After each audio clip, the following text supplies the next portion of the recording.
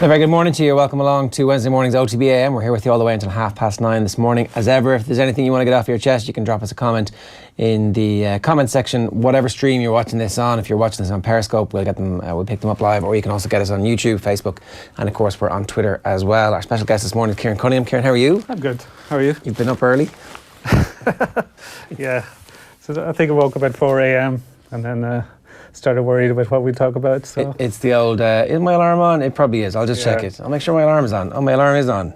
Now I can't sleep. That's the thing, yeah, because I was thinking, no, I won't check the time. And then when you check it after a while, you think, oh, it's only an hour left. I might as well get up. So, yeah. I know. It's. I'm grand. I'm well used to it. Are you a normal 5 o'clock in the morning riser? I'll be serial insomniac. All right, okay. So I don't sleep much. Is that a sports journalism thing? Is it connected somehow to? I don't know. Watching late night sport and being having the adrenal glands pumping. Yeah, well, I've always had it though. I think since a child, so I just never able to switch off. Very good. It's been an unbelievably busy couple of weeks.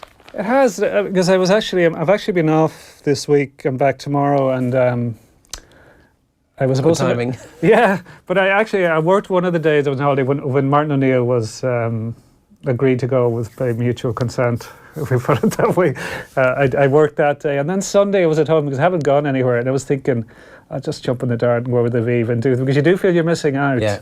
And then the next day, the Joe Schmidt thing, you're thinking, because I'll be back next week, there'll be nothing happening, and you're going, God, you do like the busy weeks. Oh yeah. That's what energizes you. Yeah. That's what keeps you going. So. What's your take on the FAI situation? Because there are 1,000 different hot takes out there at the moment, and ultimately, all that's going to decide whether or not people think of this decision making as a success or failure is the quality of football that's played and the results. Yeah. And it's unusual to mention the quality of football, but if the quality of football is good and we still don't qualify, I think people will have a little bit of patience in a way that they wouldn't have had with the last year of football. Yeah, that's a fair point, but I've changed my mind on it a couple of times. Like when I heard the plan originally, I thought, that's quite clever, because, it was a kind of safe pair of hands thing, and it's appeasing the many, many people who'd like to see Stephen Kenny brought in. But the more you think about it, I can see it being problematic. And I think particularly it puts massive pressure on Stephen Kenny, because they will be both going into very different situations. Because of the very convoluted structure of the Nations League, Ireland are virtually guaranteed a playoff spot for the Euros, no matter what happens, which is bizarre. As things stand anyway, 24 of the 55 European countries go to the Euros. So it's quite hard to miss out the way they've set it up. Whereas the World Cup, Ireland have been to the last 2 Euros. Okay, so they're able to get that level, but they haven't been to the last 4 World Cups. Getting the World Cups has been very difficult for Ireland. So that's what Stephen Kenny will have to try to do. And only 13 European countries, plus France as reigning champions, will go to Qatar. Yeah. So he's really up against, and also is Gianni Infantino about to ride to his rescue and at a stroke double the amount of? Well, I had a look at that, because that would help. But the talk is most people think it'll be the next World Cup. Just the timeline is too tight, or he won't get his way for this one, basically. But the other thing is, there's been a lot said and written about Mick, and I like a lot of things about Mick's personality, and he comes across. He has that solid Yorkshire man kind of demeanour, and that you can really warm to. But I think I covered all of Mick's games in the last regime time, home and away, and it was pretty fraught a lot of the time, and there was a lot of mistakes by him and questionable stuff that went on, and people also forget he had some bloody good players. A lot of the best players who ever played for Ireland were available that time. He has nothing like that to work with now. So. Many of whom didn't always get picked in their best positions at the time. Yeah. This whole notion that Mick understands exactly what everybody's role is going to be and will immediately communicate that. Famously told Dennis Irwin he had to prove himself. Yeah.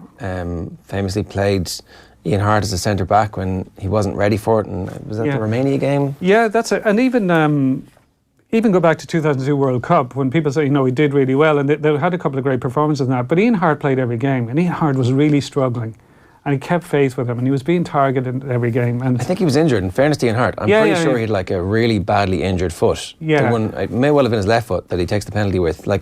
So if you ever are trapped in a wormhole of an evening and accidentally flick on the Premiership years, anytime Leeds are playing, Ian Hart's delivery is Yeah. absolutely sensational. Yeah, well, I remember doing a piece on it years ago.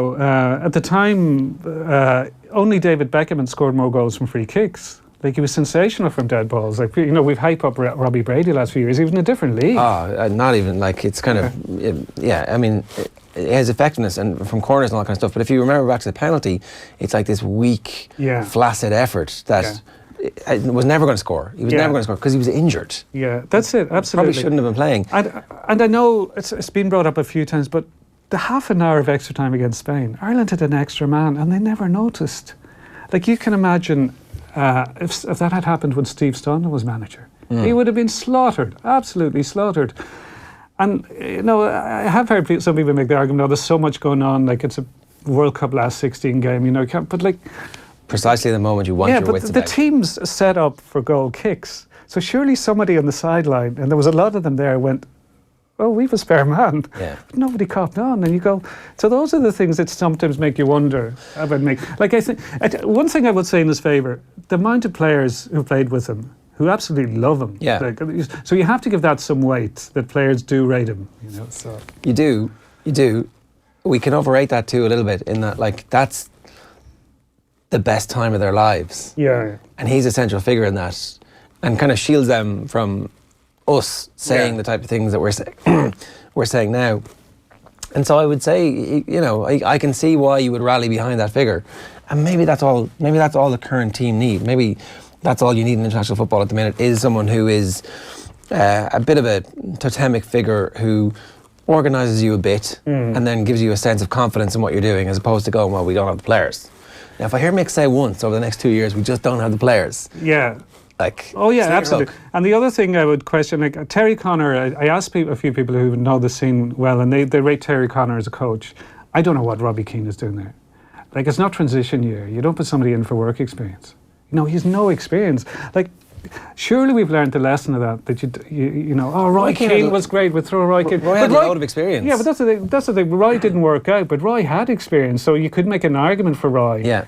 But you don't need this celebrity appointment or somebody learning the trade, particularly when you have a lot of Irish coaches who've excelled or are really highly rated. So why not put one of those in? That makes no sense to me. Like, maybe in time Robbie will show that he's a really good coach, but I think at the moment this team needs coaching. So you want somebody who you know has done it, who has got the cred. I mean, the Lee Carsley situation is somebody who, it's funny, the FA have identified as somebody who is like on a career path that's quite stratospheric for coaching in England. Like, it's supposed to take you ages unless you've got a great agent or you're one of the lads, you're a Frank Lampard. But he's made it really quickly and bounced from big job to big job to bigger job. Yeah. And we've not shown any interest in it. No, and it's not just Lee either. Like Stephen Reid, Mark Kennedy are very highly rated. Within Ireland, like, one of the things that irritates me a little is you do hear people going on about as if nobody has coached in Ireland since Brian Kerr and Noel O'Reilly. Yeah. There's a lot of good coaches in Ireland, you know, Tom Mohans, Colin O'Brien, Paul O'Sam, Declan Boyle just won the under-17 National League with Finn Harps, and they're all very highly rated. Like, you know, you could bring somebody like one of those in. Like, if you're giving Stephen Kenny the top job, like, why not bring one of the highly rated coaches working in Ireland in as a coach to the national setup? Because they've still done more than Robbie Keane in coaching. Yeah, they have pro licenses. Like Robbie Keane, I doubt has a pro license, does he? He wouldn't. So he wouldn't be qualified to manage in League of Ireland. I would say he's got on A license. I would guess. Sure. No, we can check that, but I would guess he's on an A license. Yeah. Definitely, it was in the works at one point. I have a feeling that sometime around the Calcutta experience that it came up, and I thought he had, but okay. Well, we'll look at it. But you know, getting a pro license does take 3 to 4 years, I think. So okay, after your A license, it takes another 3 or 4 years. No, I think it's about to get all the license. Yeah. So I'm not sure. We can check that. Yeah. Okay. Yeah. I think the notion that Stephen Kenny is somehow trapped for the next 2 years, I don't actually agree. I think that there's a real chance for him to go off and ring up Man City and say, can I come over and have a look and meet Guardiola and go and travel the world a little bit and get out there. Like, I don't think he needs to see Mick McCarthy take a training session or Terry Connor. I think his training sessions would be just as good as Terry Connor's, but it would be good for him to have this breathing space where it's like, I'm going over to the FA, and Gareth Southgate's going to have me in, and I'm going to have a chat with him about like a lot of stuff. Like that's what this 2-year window is. It's not that we're somehow trapped. We have this guy who like success or failure. It's like, well, we're getting him up to a level where we're absolutely confident he's going to succeed. I think that's a very good point, because one thing about Stephen Kenny is a huge thirst for knowledge. Like, he's not arrogant enough to think, I know it all now. I have the job. I'll just sit around for 2 years and take the job. He wants to get better. And and there are connections there that you can use. Like, I'm sure, like Brendan Rodgers, by all accounts, is a really good coach in the training ground. There's so many Irish connections with Celtic. Damien Duff. Damien Duff. Yeah, and through the Dermot Desmond thing, there's a lot of. I think there's a way of getting in there to watch those, and there are top coaches who are quite amenable to people watching them. So I think that would be very useful. I think it is quite vague, the line that he'll oversee all the underage grades under 21 level. I'm not really sure what that means. You know, like their managers there, like what does he go in and say, I want you to be playing a certain way? Or I mean, maybe it's about like that flow of information, and so I don't know. I mean, it is for me, you would hope that it's injecting his sense of what football should be and making sure that that's being played. It probably is being played at that level. Yeah. The 15s probably play, the 17s probably play the way that you want your team to play. Yeah. It's only when we get to senior level that we decide that we needed a... Yeah, and there have been quite a few decent underage teams in the last few years. Like, you even see that, have you ever watched the little clips of the goals that they put up from the under-17s, under-15s? They're always little guys, and they're always passing the ball. Yeah, that's really good football. But so that's why I can imagine there's a lot of people within Irish football who get a bit irritated about this thing, like everything has been terrible since Brian Kerr left, because they're saying, look at these guys, we've coached these guys. Like at under 15 level, none of those guys are in England, they're all being coached in Ireland. Yeah. And by all accounts, the under 15, under 17, under 19 national leagues have helped, and there's an under 13 national league for March coming.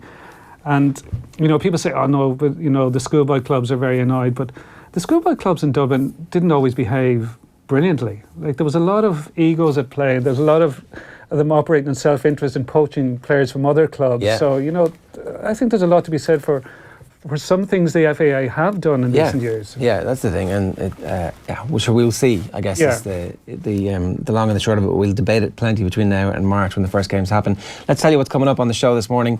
So Graham Hunter's going to join us about 8:10. We'll talk about the Champions League. We'll talk about the situation in Spain as well. Jack McCaffrey is in some of the papers today, but he sat down with Darren Cleary for a full-length feature interview. We're bringing that at 8:20.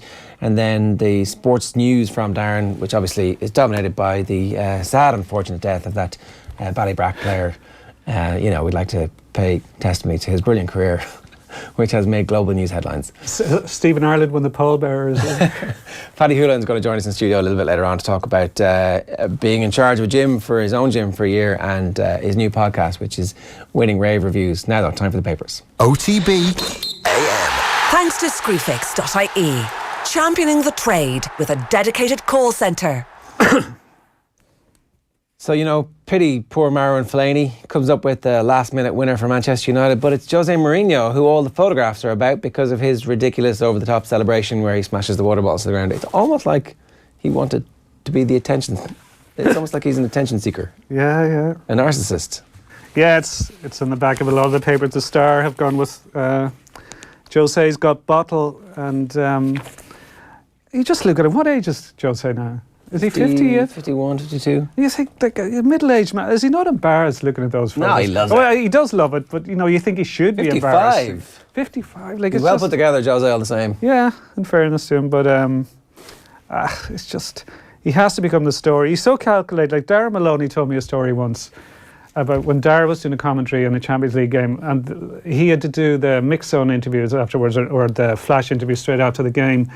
So he ran down and he got, he had a local camera guy booked to do it. So it was a typical Mourinho interview, the one we've often seen, where he's monosyllabic and sulky and, you know, muttering under his breath. And it was very short.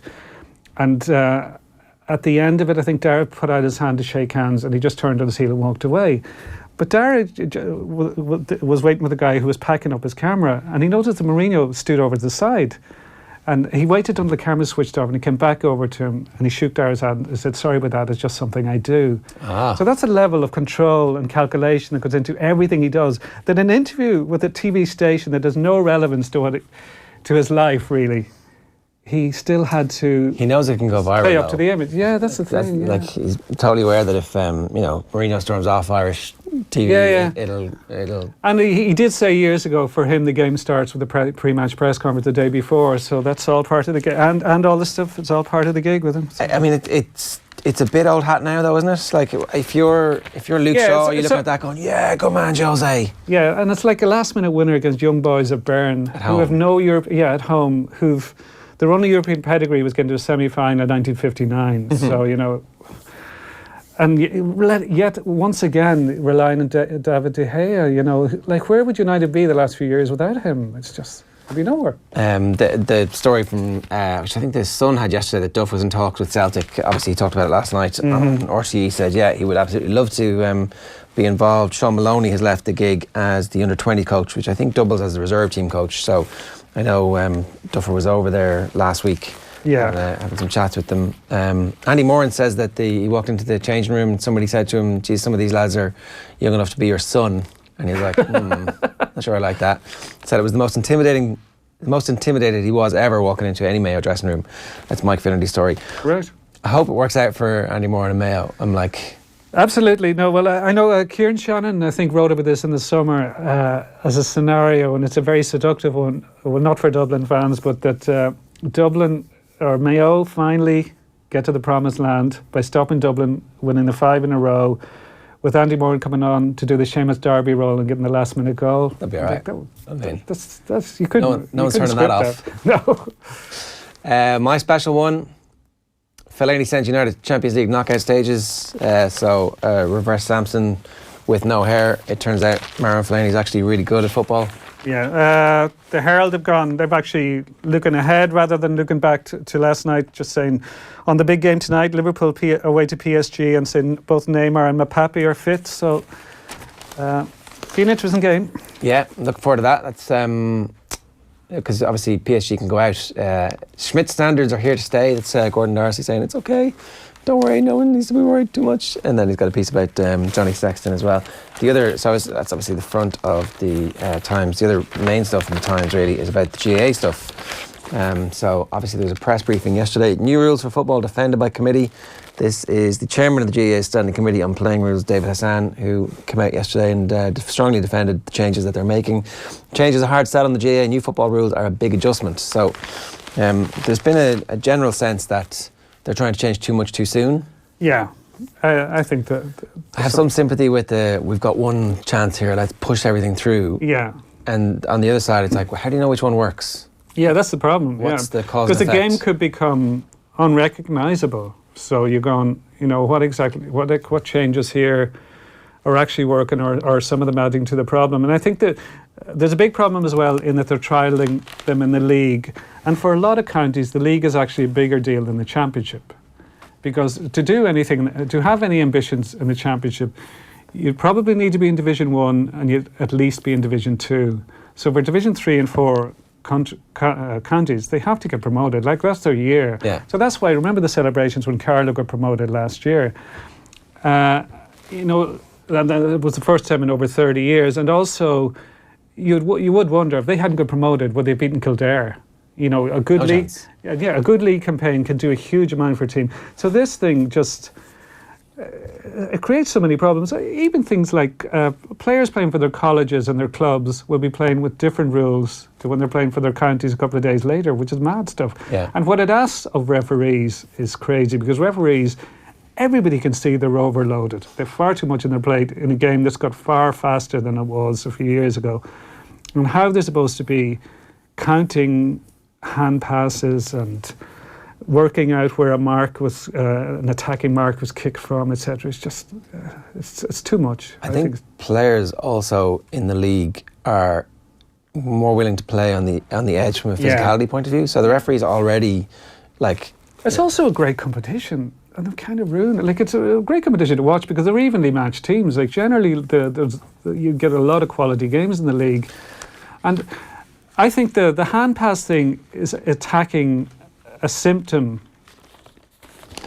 or no, something that's not a problem. There's a symptom of a problem.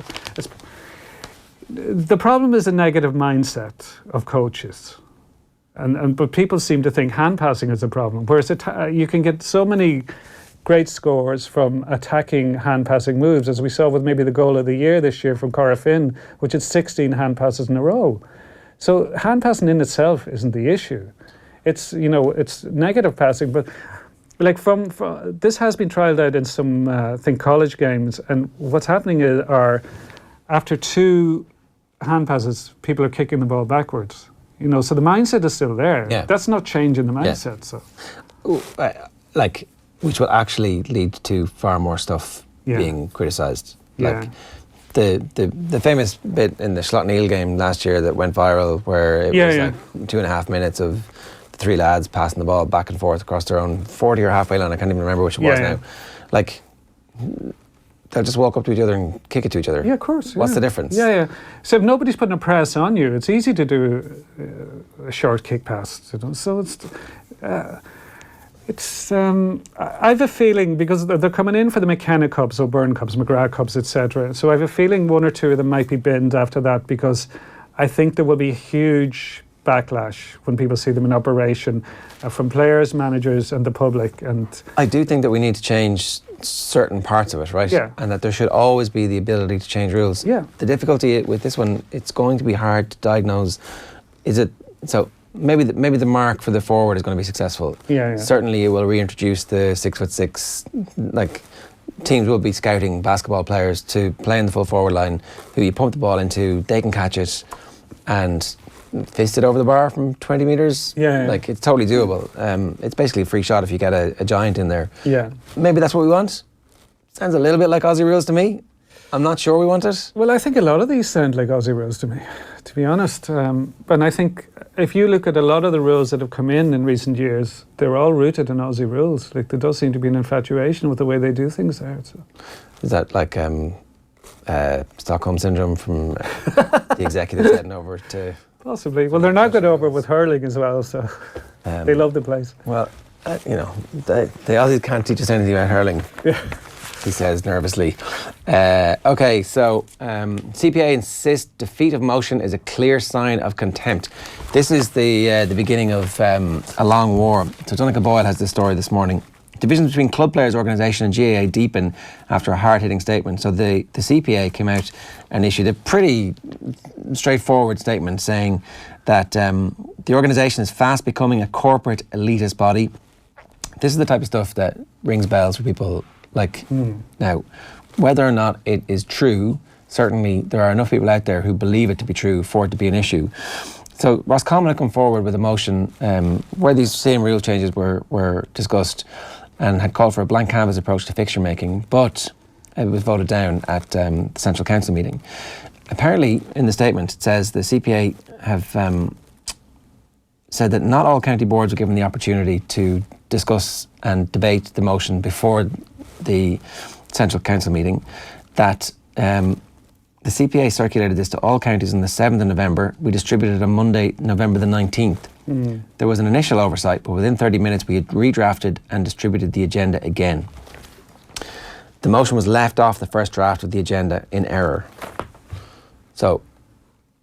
It's very odd. You'd like to get an explanation for all that, wouldn't you? I mean, it seems unfortunate that the thing that isn't from within the organisation is the thing that doesn't get the same treatment as the things which are coming from within the organisation, and then you fix it afterwards when it gets pointed out to you. It's sorry about that, lads. It's unusual, and it's hard to figure out how that happened. What does it signify? Like, even if it is just an error, like what at a Freudian level, what is that telling the people? Yeah, well, that's the thing, because you mentioned that about suits thing, and remember Alan Milton was on with Joe around the New Bridges Nowhere time, and he was really... You could tell how annoyed he was about this thing, the suits in Croke Park thing. But people do have that perception. Even if they hate that within Croke Park, a lot of people have that perception now that there's an elite there and they're detached from it. And it doesn't matter if they say, oh, we coach an under-8s team or whatever. They just think these people are removed from reality. And then they read something like that, and that adds to the view. There's no way getting away from that. Yeah, and would it have been an entire can of worms to bring this, to have the vote, to say, let's have a blank canvas? Like, what is the issue with the blank canvas? I don't see any issue with it. No, I can't see why not. You can put a standing committee together to look at the rules. You can put a standing committee together with a blank canvas that has involvement from the CPA, the GPA, the colleges bodies, all the proper vested interests who are going to go and fight their case and then say, we agree or we don't agree, or here's the bones of it. And at that point, if there's civil war after that, fair enough. Yeah. But at least you're trying to avert it. Whereas this seems to be the CPA saying, right, that's it. Yeah. Time to get your war footing on. Yeah. And it's messy. Yeah, well, most papers now are going with virtually everything's a Mourinho. Now they have Philip Lanigan on the back of the Mail has his GAA president John Horan playing down the prospect of a standoff with the GPA over the GPA's annoyance over the rules being tried during the league, but I think the GPA are a bit slow off the mark with this one because, okay, fair enough, they mightn't have known it was coming in for the league, but I think they should have been engaged. Well, I'm not sure the details. Were they engaging with the GAA authorities for a long time on this, on these rules coming in that have a huge impact on their members? But I just remember, if you go back to the motions over super rates going to Congress, and the GPA didn't say anything till really close to the vote. And you think sometimes they give the impression of being asleep at the wheel. Whether that's the case or not, I don't know. But you do see, there are a lot of people. We talk about people being cynical about Susan Crowe Park. A lot of people are cynical about the GPA because they see stuff like the Fenway Classic in Boston, an 11-a-side version of hurling that doesn't look like hurling, and they think these guys are all about junkets. And I think that's unfair because I know a lot of the good work GPA do, but perceptions are important. There's a lot of people within the GA have no time for the GPA, so I think they need to be on top of stuff. Everybody's cynical in the GA at the moment. Everyone's cynical everywhere. They should be, though.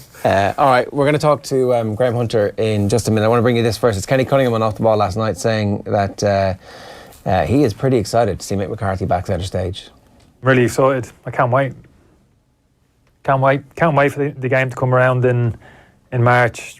For the first time in a long time, got a real that kind of surge of optimism, bit of a feel good, that kind of adrenaline kick inside me. So, yeah, I'm really looking forward to it. I think Mick will make an impact. I tried to listen to as much as the interviews from Mick and Stephen during the week. I was impressed with both the tone of each manager, how he projected himself, what he had to say. I thought it was two really impressive interviews, and I'm very optimistic in terms of the state of play at the moment where we are. Okay. It's interesting all the lads who've played under Mick are feeling particularly excited. I guess you know what he's going to bring to the party. Kev's very excited. Heard Damien Duff saying he's really looking forward to it. And because, there's a level of, are we going back to the past 20 years ago with Mick? And people say, well, what's he done at Ipswich and Wolves? They're the more unfair. But I think that what Mick done at Ipswich, I think is an argument for him getting the job. Yeah, fair enough. Because I think what he did at Ipswich was actually quite extraordinary. Mm-hmm. It's a pretty weak conversation, pretty weak argument to say what did Mick win at Ipswich. You don't judge managers' qualities in terms of the titles, of the trophies on the table. The scale of what Mick did at Ipswich should be gauged on where Ipswich are now. Yeah, unless he's actually responsible for where Ipswich are now. But we'll come back to that one because we've had enough of the Ireland talk. It's time for us to turn our attention to European football. I'm delighted to say Graham Hunter is with us. Graham, good morning to you. Morning. You're alive and well after your sojourn in Dublin at the weekend? No comment. You made it home anyway. You were part of it. So if I wasn't, it would be partly your fault. Fabulous night at Liberty Hall. Great to be back in Dublin. Yeah, really enjoyed a brilliant documentary as well. I'd totally recommend anybody get their hands on it wherever and whenever they can. And those DVDs are coming out soon, I hear. They are. Oh, Chair, I'm going to get you for that next time we're together.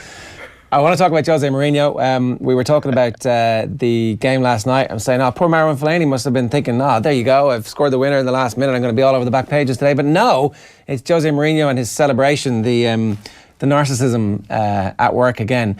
But there's been further details emerging of the Iker Casillas spat this week. Look, you watch Mourinho and you think, what will he do next to tarnish his legitimate reputation as one of the coaches who's taken us into a modern era of how you play the Champions League, how you create an aura of infallibility domestically at whichever of his clubs you want to do up until now. And then he comes out with this gratuitous, I can't help myself childishness by saying pre-match admittedly that in his view, there's a specific reason why David De Gea is under examination, internationally at least, for his international performances back in Spain. And Mourinho leaves absolutely no doubt whatsoever that what he means is that a very powerful figure, Iker Casillas, is pulling the strings, and Iker Casillas is behind it all, because it came out in an interview that Casillas was hopeful that his Spain international career wasn't over. And what's happened is that while he's been at Porto, his goals against tally has gone down. He's been playing very well. Porto have renewed him. He's looking good for his age. And it's well within, his right to say, well, I hope my international career isn't over. And Mourinho, just in another episode of him blithely saying that everybody in the world is out of step except for him, suggested that the reason that De Gea was, again, under the microscope, was that Casillas was orchestrating this.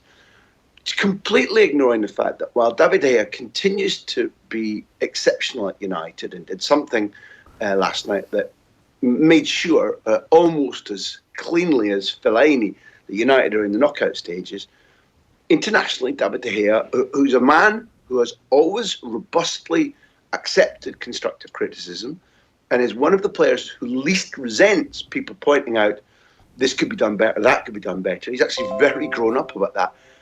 Mourinho has now put De Gea in a situation in direct opposition to Casillas, where the media are now going to be looking for De Gea's reaction to this, drawing him into a mess that he wants no part of whatsoever, and also ignoring the fact that David De Gea, over several months now, could have played at a higher level for Spain, hasn't been making the kind of saves that I think he would want to be making. And therefore, Mourinho has just gratuitously stoked his own feud with Iker Casillas, not thinking once about his own goalkeeper at club level, and whether that's for his benefit or not. And I want to say quite clearly, it is not for his benefit. Why does he do that, Graham? Is he addicted to chaos? Because he's done it so often throughout his career that he picks needless rows. Watching,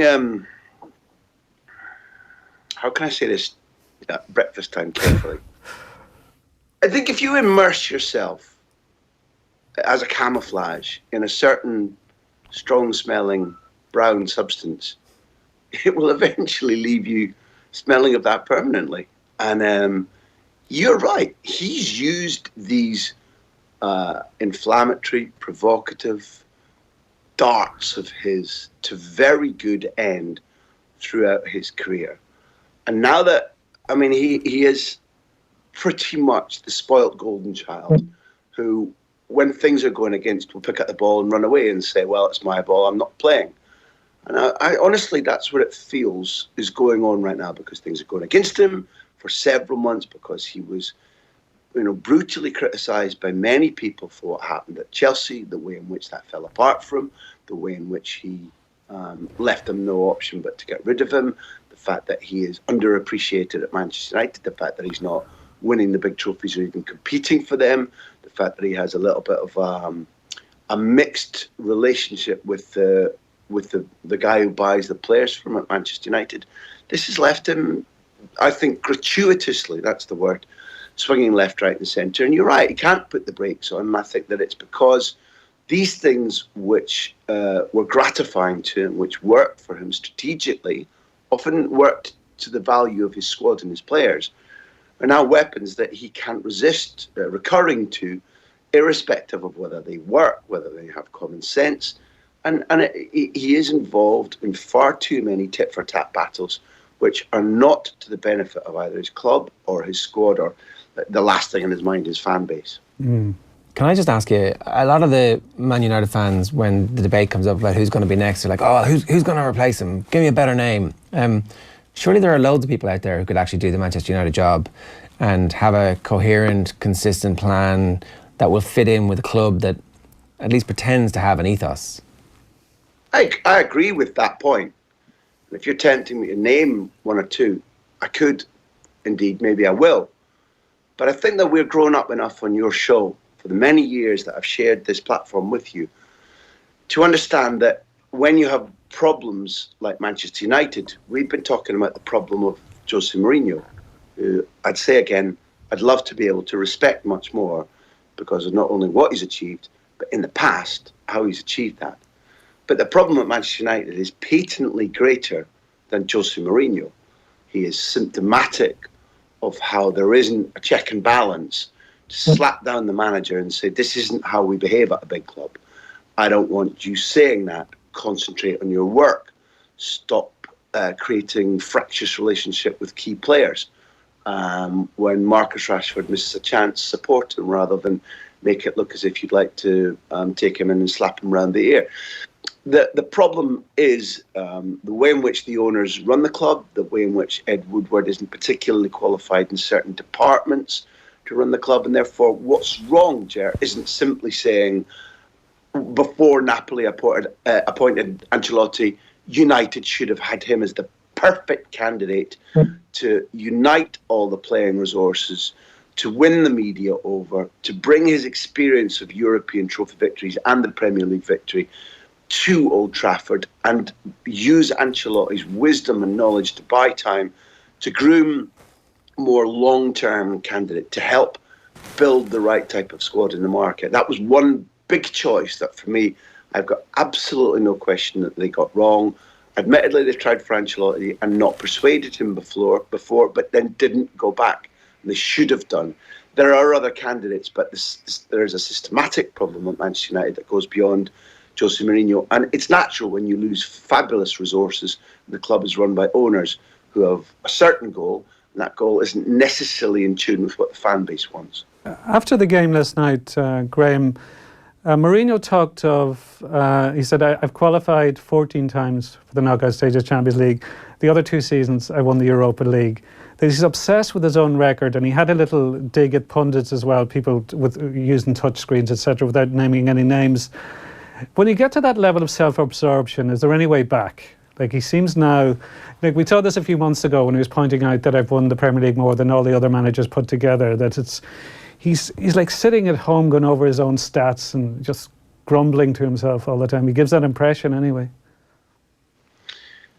Yeah, there is a level of, it's not delusion because it's fact, but there is a level to which he is one-eyed about how to win a battle. The way to win that battle that he's engaged in is to prove everybody wrong rather than by proving what everybody already knows.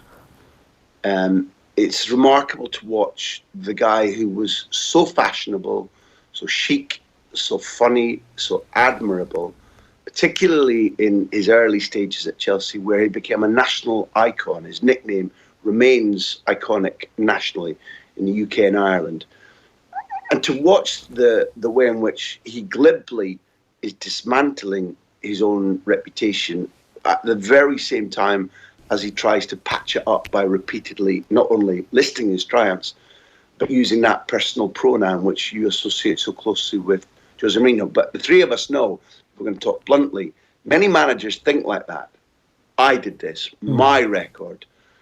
Pep Guardiola, as hard-nosed and as, how can I put this, not arrogant, but absolutely crystal clear about his own worth, as much as that he fundamentally understands that without the right players, without the right system, without the players buying into his words, he will fail.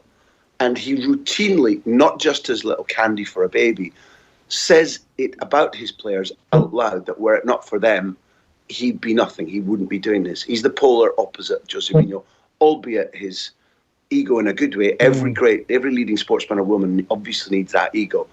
His ego is as powerful as it's strong, but it's reoriented. And therefore, I think the comparison across the city, not just the football styles, is very, very stark. And there's no question that point you make is for those on the borderline in his squad who could be giving more, performing better, feeling more confident, feeling more unified, feeling more loyal, that point that you make that might jar on you, that seems out of sync with the great managers we've watched in our time, particularly in what they say publicly, think what it's doing to those who might be making him closer to the top of the table in the Premier League, those who might be bringing him towards a run towards the quarters or the semis of the Champions League. I think he's doing himself, but also his squad, damage. One last thing about tonight's games. The Liverpool-PSG game is probably the most interesting of the fixtures. We still haven't seen the most expensive strike force in world football history properly fire at a European level. Surely it's going to happen at some point. Are you talking about PSG's front three? Because, the front three that they're facing might not be the most expensive, but I think they can be as enjoyable. And again, it's a team game, Ger. If Liverpool are sleepy, if Liverpool underperform, that night that you're talking about might happen if Mbappe and Neymar are fully fit, and if Cavani and Neymar don't end up punching each other's heads off after their recent spat between Brazil and Europe. But above all, the reason that maybe this Cavani, Mbappe, Neymar thing hasn't yet knocked us all off our seats is the fact that it's an uneven team. Yes, at the Parc des Princes, if Liverpool don't perform, there's a threat. I personally think Liverpool can and will draw or win. That's my opinion. I know they're not firing on all cylinders yet, but I think that this is the type of big night that the pain of Kiev will come out, and the group unwillingness to let that experience scar them for life, I think, will be shown in the French capital tonight. And the difference between Liverpool and Paris Saint-Germain is that front three that you talked about, which is beautiful to watch individually and coherently as a trio, isn't necessarily supported by the best defensive midfield or defence. And Gigi Buffon has become fallible. And therefore, Paris Saint-Germain, it can thrill us. It's an extraordinary trio. But do I think that Liverpool have a chance of getting the result they need tonight at the Parc des Princes? I genuinely do. And also, I hope they do. Good stuff, Graham. Thanks a million. Talk to you soon. Cheers, Graham. Graham went with us there this morning. There's a chance Liverpool could knock them out, really. There is, but go for it. Like, come on, kill them tonight. Yeah, and I know it took a last-minute goal from Firmino, a brilliant goal to beat them at Anfield, but it was actually Liverpool's best performance of the season, because they've played a more patient game this season, and that was one of the only nights we saw the kind of Klopp madness, and which can be exhilarating to watch. And I think they should bring that to Paris. Bring that same attitude. Just because it's an away game, don't. Because it showed PSG found that hard to cope with, I think, and you don't want it to go down the last game. Like if they won tonight, they have Napoli at home the last game. Even though they've made things tricky for themselves, they'd really fancy it. So I think they should go all out for it. Yeah, totally. Like there's an opportunity to keep things in your own hands, and seeding is actually important as the competition progresses. All that kind of stuff. Yeah, because if they get into the knockout again, I'd give them a real chance, because. To me, City are favourites, because I think City have kicked on. But Liverpool caused City problems. So if they can get them in two legs down the road, I think it will be interesting. Part of me feels like City have turned the Champions League into their white whale. It's like the league is so easy for us now, and that doesn't end well for the captain I have. Call me Ishmael. That's what Guardiola says. Well, he was like, we can't be considered a great team until we win the Champions League. Yeah, I understand what you're doing. And he hasn't won one without Messi. He didn't win one with Bayern Munich either. So, that there is something to that. But I do wonder. I think I have a feeling if they'd got past Liverpool last year, I think they would probably have won it. They would have beaten Roma. And Real were blessed in many ways to win that, Yeah, so. Well, that's what happens when you knock the goalkeeper out in the middle of the game and he plays on. The documentary is really good. Everybody's talking about what makes that. I think that's the best football that I've ever seen in my lifetime, watching football. Yeah. That Barcelona team from under Guardiola for those 4 years. But it's clear that the players all understand Guardiola's very important, Xavi's very important, and Iniesta's very important. But Messi is the thing that makes them their greatest team of all time. Yeah. Because they're all like, what did he just do? Yeah. And that's like Iniesta doing it, Xavi saying it. They're enthralled to this guy's genius. Yeah. And he's obviously just sitting there chatting away about the football being a thing, but it's not really. And the level that he was at that point was his absolute peak as well. So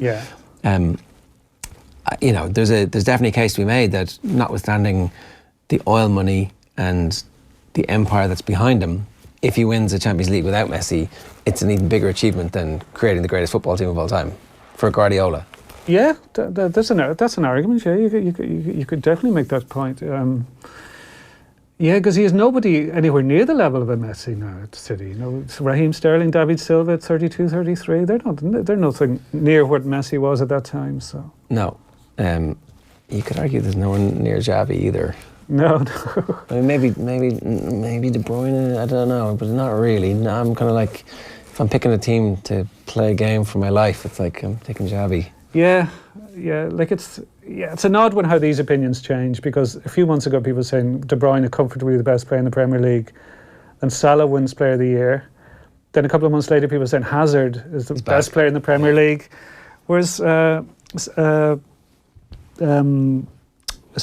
has actually has more goals and assists than Hazard this season. So despite the fact he's supposed to be having a poor season and Hazard's having the season of his life, it's kind of odd sometimes.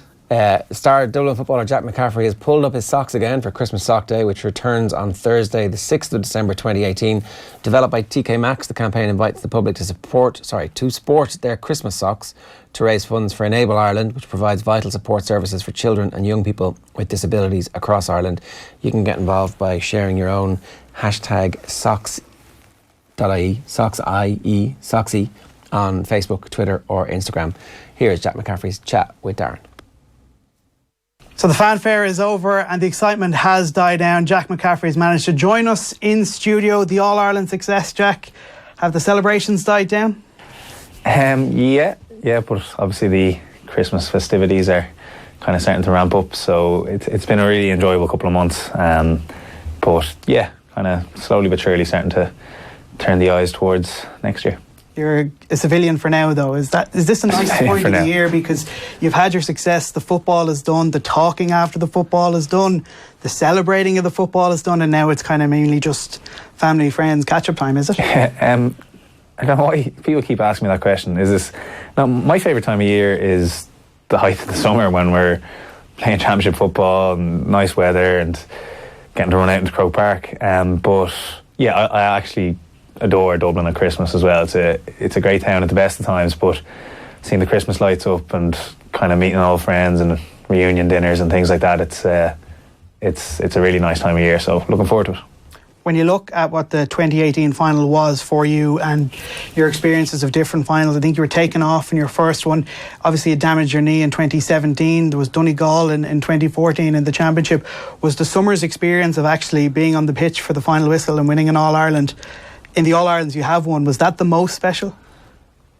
Was it the most special? How different was it to the other ones? How different was it? Yeah, that's probably an easier way to put it. Yeah, it was great. It was phenomenal to be out there now, and I'm not for a second trying to say that the others weren't incredible as well. That the kind of sense of just relief of pent up worry or whatever just being released is very similar. But it was great to be able to just collapse to the field, to be there looking at the referee when the final whistle goes, and then I think I met Kevin McMenamin first, and you know it was something I'll remember for a very, very long time. Because I'm sure the moment is sheer ecstasy and joy, but probably different when you're still in game mode and you're still trying to win the next ball than if you're in the stand, I'm sure. Yeah, like you probably have a bit more of a sense that it's coming when you're on the bench. You can see the clock ticking down, and you've seen how much added time is on, and you're looking at the referee. Whereas on the pitch, you're still kind of trying to get your last breath back and be ready to maybe track a man or make a tackle or get up, and then suddenly it's just done, and you can, you know, it's a much more sudden kind of release of that energy, as opposed to when you're on the sidelines, it probably builds and builds and builds, and then you're there. So it's a subtle enough difference, but a bit different, yeah. Noticeable difference anyway. Noticeable, yeah. When you look at the year you've had in terms of getting back fit, overcoming a serious knee injury, the rehab, the recovery, in a word, how would you describe what that was for you?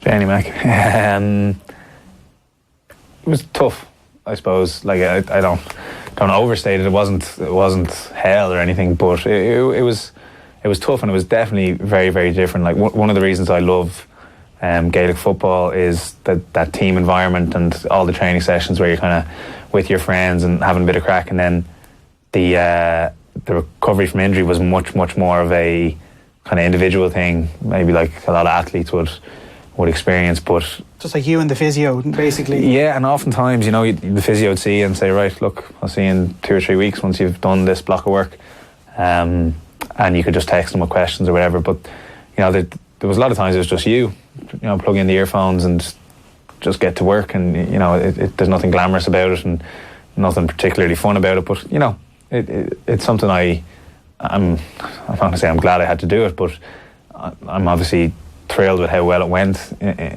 by the end of the season, and you know, it's something I'm kind of proud of that I was kind of tested that way and it went well. You probably know from the physical pain that you're facing that road to recovery. Does anything prepare you for the mental side of those long, arduous hours by yourself, just trying to get right, being a part of the group, but at the same time feeling probably isolated from the group? I probably wouldn't have known exactly what was coming. The one thing, or well, there were a couple of things that helped me. One was that there was a couple of people in the group who have been through cruciate injuries, who I kind of spoke to about both the physical side of things and also the kind of keeping your sanity basically throughout the couple of months. And then the other thing was that Jim was fantastic in terms of kind of not allowing me to dictate, but I had a certain amount of flexibility with how often I would have interacted with the group. Like there would have been key enough meetings that you were expected at and had to be at, but other than that, I used to enjoy kind of arriving at just before training when everyone's having the crack in the dressing room, and then as they went out, I wouldn't stick around and watch. I'd just shoot off and do my own thing. So I was still kind of getting my fix of that kind of collective buzz in between the individual work, but it was definitely helpful being able to talk to people about it. You probably imagined in your head a million times about the game where you actually come back and play some football. Talk to us about your experience. I think it was the league game, playing for Clontarf against Fingallians. Was it the moment you thought it would be? No, it wasn't. I've spoken about this before, and my Clontarf teammates will attest to it, that I did not play very well. But look, you know, reflecting on that now, it's hardly a surprise. But did you expect to play well? Did you go in? Yeah, absolutely, I did. Because in fairness, I was in. You know, I didn't come back early or anything. I came back when I was good and ready and had done a certain number of training sessions. So there was no reason for me not to play well. Only probably rustiness. But you know, you're in a position where through the injury and just being an intercounty footballer, you don't get to play for your club as often as you'd like. And when you do, there's a certain amount expected of you, and there's a certain amount that you want to give. You want to be one of the main players on the pitch, and you want to, you know, have a big impact on the outcome, and that just didn't happen. So I was kind of disappointed in myself and felt I'd let some other people down. But you know, in the grand scheme of things, it worked out okay. I played a full game then, I think, the following week, and was significantly improved, and then it kind of just built on that. It does highlight really the mental battle of getting back. As you mentioned, from training you would have felt you got back, you were coming close to the peak of physical fitness. You play that game, should be the end of the frustration. It should be the moment where you get back on the pitch, and then it's just not what you want it to be, not based on, I suppose, the expectations of anyone else, but based on your own expectations, what you wanted to do for your club. Yeah, it does. I think that's a fair point. It definitely underscores that, but you know, that sport, like if everything was predictable and just a box ticking exercise, you know, you'd lose kind of the magic of it. So I've had disappointing performances before when I didn't have cruciate injuries to blame. So it's not like this was the first time I'd ever played that badly. I've played significantly worse, in fact. But yeah, there definitely is a mental aspect to kind of trying to stay positive and not beat yourself up, while also not being kind of overconfident either. The year took a very, very positive turn though after that moment, because you got back involved in the Dublin team and it ended the way it ended. You won't have time to reflect, I suppose, until retirement on the successes and the achievements, but is there a sense among the squad that there is a really, really special group here that has more in them to deliver more success? Yeah, definitely a sense that there's a special group. It's something we're all keenly aware of, and I think the very special thing about the group is how kind of close we are and how well we all get on, because I can only imagine, and I've heard stories of, you're bringing together 30 plus good footballers from around the county. There's absolutely no kind of guarantee that those guys are going to get on, that those guys are not going to clash, and that the dressing room isn't going to be a very kind of frictitious, is that a word? Frictitious? Friction-free, fractious. I don't know what I'm trying to say. Anyway, it's our group have been we've kind of been blessed, to be honest, to have a group of really, really good friends, whatever about the football side of things. So, yeah, it's really special. We know what we're capable of, and we're, our aim is to just keep kind of delivering that as often as we can, more so for each other. Like, we really appreciate all the fans, and we obviously really appreciate all our family and all the support and all that, but ultimately we go out to perform for the man next to you and for your teammates. So that's what kind of drives us on.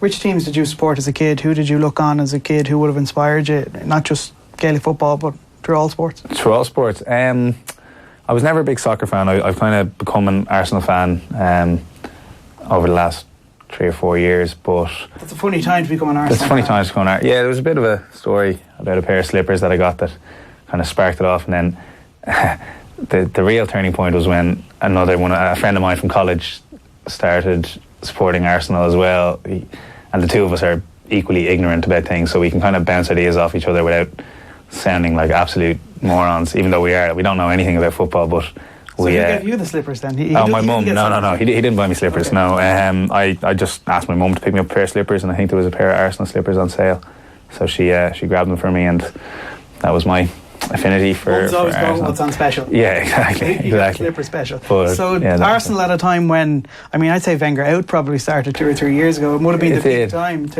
strange time to get on board that bandwagon. Yeah, well, what I love about it, look, again, very, very casual fan. What I love about them is that they could go out and play Crystal Palace, and it's going to be an entertaining game because you don't know if they're going to win. And they could go out and play Manchester City, and it'll be an entertaining game because they could win as well. They can be really, really good, really, really bad. So it's always interesting to keep an eye on them. But in terms of other sports growing up, it would have been GAA.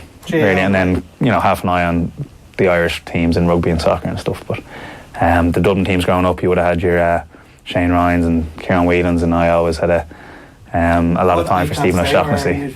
Yeah, like some of the best players to play for Dublin, and it makes me very aware of how lucky I am in terms of timing that I've become involved with a group that's been remarkably successful, and they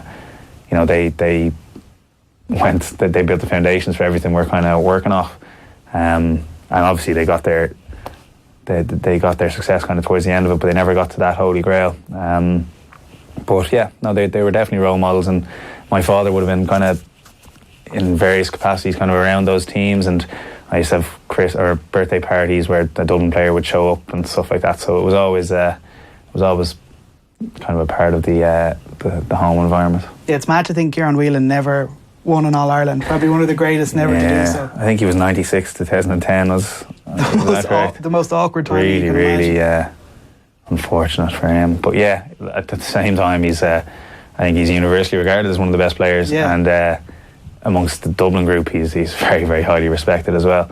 So I'm sure he's made his peace with it. Yeah, and he definitely handed stuff down when you look at those Raheny boys and how they would have idolised Whelan. Even people outside Raheny idolised him. Winners, they kind of they're hard to warm to. You don't really warm to winners. Like, people like watching New Zealand, but they love when they lose. People like watching Barcelona, but they like it if Barcelona are upset by someone. Yeah. Same with Man United. People took great pride when United were eventually knocked off their perch. What is your perception, or what can you say about your perception of how this Dublin team is perceived by people outside your group? Well, first, I think the underdog story is one of the kind of universally, through like film and sport and everything, it's a good story. It's something that everyone always roots for them, and there's always a feel good factor about it. In terms of our group, I don't know. Like I have some very good friends from a lot of counties around Ireland, and I think we're relatively well regarded. I'm sure every one of them would love for us to lose, but I don't think there's. I don't know if begrudgery is the right word, but I think we're regarded as a. Well, I hope we're regarded positively as a nice bunch of lads, and then you can look at a team like that and still want to knock them all over the pitch when you go out and play against them, because they're not mutually exclusive. So I don't know. You're going to have to ask some of those guys from elsewhere, but I don't lose too much sleep over how other people think about us either, to be honest. So when people throw the resources thing, when they throw the population thing at Dublin, does it ever irk you, or is it something obviously you're not in control of, so why be bothered by it? I mean, it's human nature to be a little bit bothered by it, is it? I wouldn't say I'm bothered by it. It's, it's nearly a good thing to hear, because as long as people are worried about that, they're probably, if they're focusing on that, they're not focusing on how to kind of beat us on the pitch. So they hopefully they keep doing that for a while. But it doesn't bother me. No, to be honest, there's a lot of things that bother me in life, but I've never had an issue with that. I think a lot of people have some very valid arguments around that. I think the biggest advantage Dublin that we have is that we all live in Dublin, which is going to be a fact of being the capital city. So it doesn't discount you from crazy journeys. I've talked to guys who go up and get up for work at 6 a.m. and they don't get back. If they're based on the south side and you guys are training in DCU, they don't get back to their house till 8 or 9 at night. So and later again. I'm not for 1 second saying it's easy. Yeah. But I think it's easier. I think it is slightly easier. But it just it kind of brings us a bit of a togetherness as well. I suppose you can meet up with lads off the team for lunch, and you can always kind of be within touching distance of that team environment. But yeah, look, I don't let it bother me when people kind of start debating. Maybe I'll get involved in these conversations when I'm finished playing, but for the moment I've enough to be worrying about. Yeah, the pundit's chair will be waiting for you. You spent the summer working with the paediatric unit in Our Lady of Lourdes Hospital in Drogheda. Yeah. Is that a job? Like, there are people who, when they walk out of the office at 5 o'clock in the day, they won't give a second thought to their job until the next day they have to go into it. Is that a job that's you carry around with you all the time? Is it easy to switch off? I don't know. It's a hard question to answer. I've actually changed jobs now, and I'm with the cardiology team, and it's been a really fantastic experience for me, because the doctors I'm working with are really, really passionate about the patients, and they know them so well. And I do have, you kind of get a text maybe at 8 or 9 being like, did we do this or did we do that? And they're always kind of going the extra mile to do a little bit more, or the best they can for the patients, which I'm sure all doctors try and do. But it's definitely humbling a lot of the time. But I'd say you leave with a great appreciation for everything you have, and a great sense of gratitude. But it's not like you're walking around with a dark cloud over you because you saw something tough in work. There's great supports in place for people there when that does happen. And unfortunately, to a certain degree, you probably have to kind of come to terms with it quickly enough and move on then, because other patients and stuff will suffer if you're kind of hung up on a previous issue.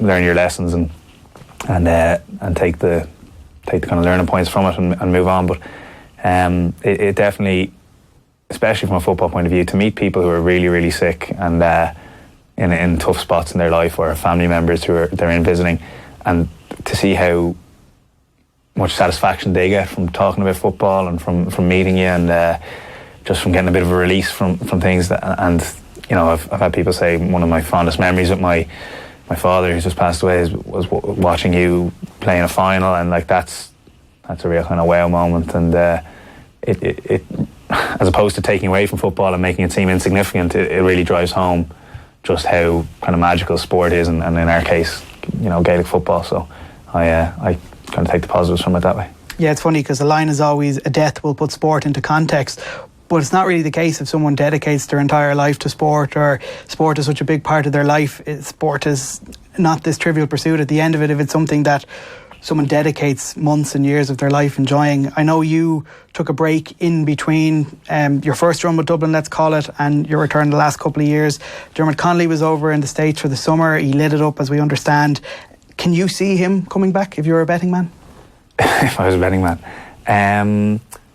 Yeah, I suppose I can. Now, that'll be up to him. I was going over to the States actually on a holiday a couple of weeks ago, and I just sent Dermot a text looking for a couple of recommendations, and he gave me them, but I haven't spoken to him about his plans or whatever. Jim kind of talks the talk and walks the walk around, if you're the best player available in your position, you play. And there's no kind of sentimentality over no one's guaranteed to get back in because of who they are, and nobody's guaranteed to keep their position because of what they did last year or anything like that. So, we all know what Dermot can do if he wants to do it, and if he's playing well, I can't see any reason why he wouldn't. You've been very good with your time, Jack, and I do appreciate it. Just a final point on the rules. There's been a lot of talk about them. Yeah. What is your own views of it as a footballer?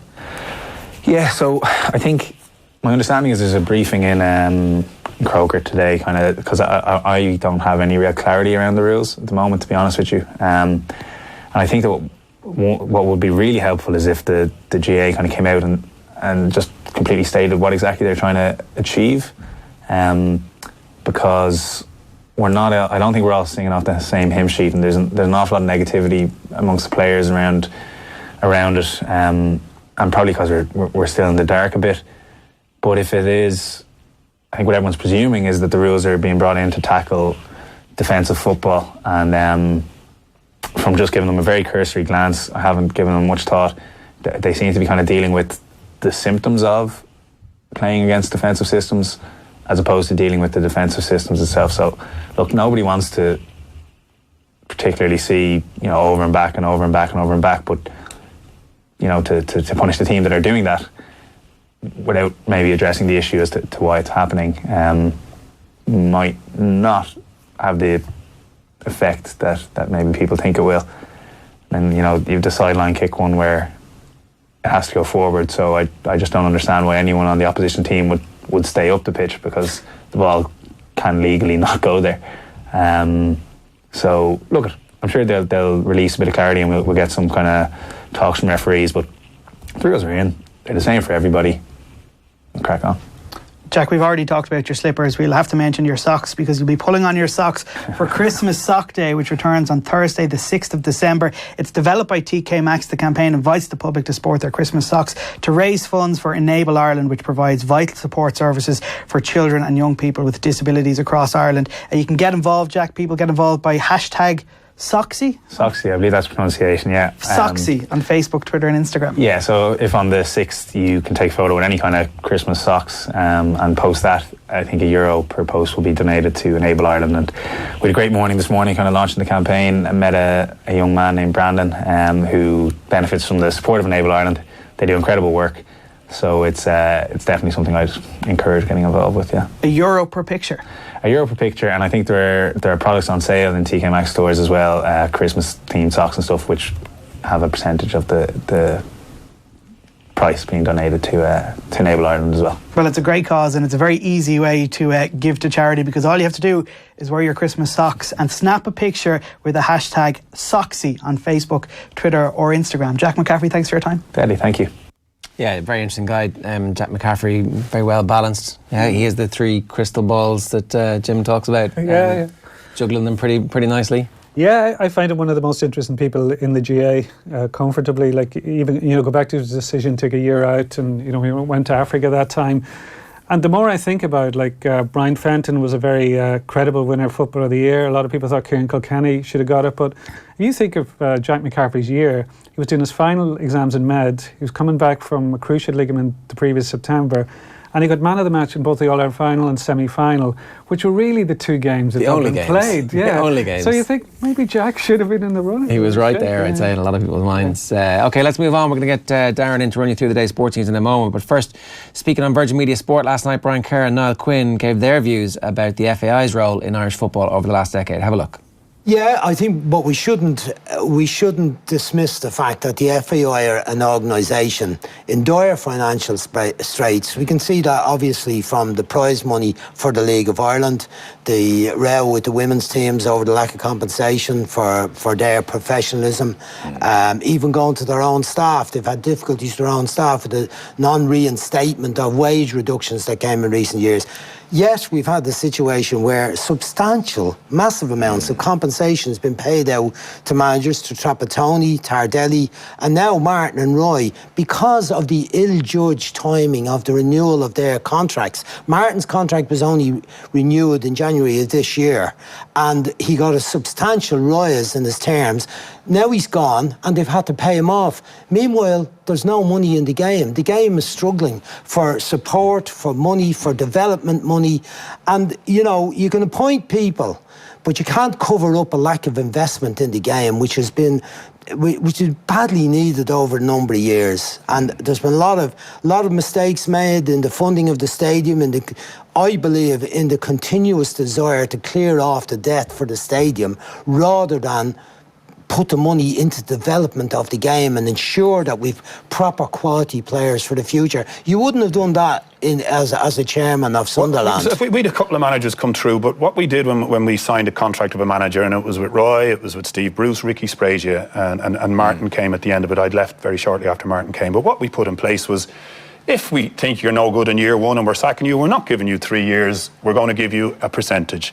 Year two, we'll give you another percentage. Year three, but even whenever that time came, we had reduced our risk on the contract. We'd mitigated the risk. Now, as it happened, Steve Bruce did great for a couple of years, and you know there was a time when we called him in and he had such and such left in his contract, but he only got X, he didn't get X plus Y.